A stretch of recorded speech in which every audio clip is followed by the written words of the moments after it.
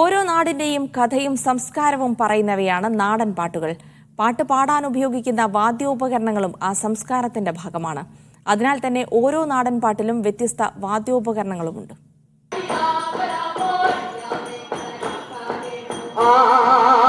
നാടൻ പാട്ടുകളുടെ ഈണത്തിൽ മുഖ്യ ഘടകമാണ് അതിനുപയോഗിക്കുന്ന വാദ്യോപകരണങ്ങൾ.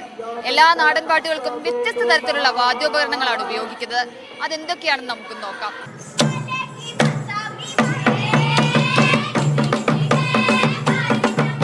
ഇതിന്റെ പേര് ദപ്പട്ടാനാണ്.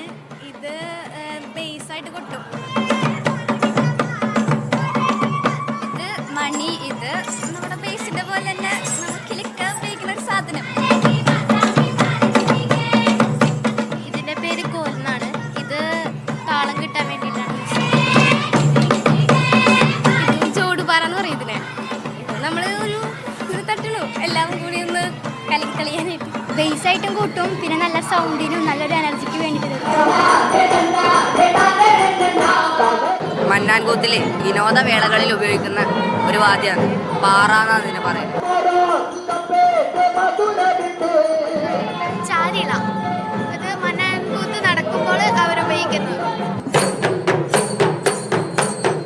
വടിച്ചിലമ്പ. അത് ബേസ് നമ്മളൊരു താളം കൊടുക്കാൻ വേണ്ടി ഉപയോഗിക്കുന്നതാണ്. ചോടുമാറുന്നാണ്.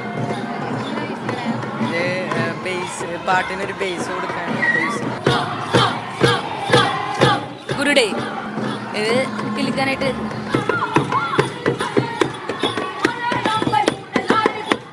ഓരോ നാടൻ പാട്ടുകളും ഒരു സംസ്കാരമാണ്. അതിലെ വാദ്യോപകരണങ്ങൾ ആ സംസ്കാരത്തിന്റെ ജീവതാളം കൂടിയാണ്. കൊല്ലത്ത് നിന്നും ക്യാമറ പേഴ്സൺ TL മനോജിനൊപ്പം ലിഡിയ ജേക്കബ്, ടീം മീഡിയ 1.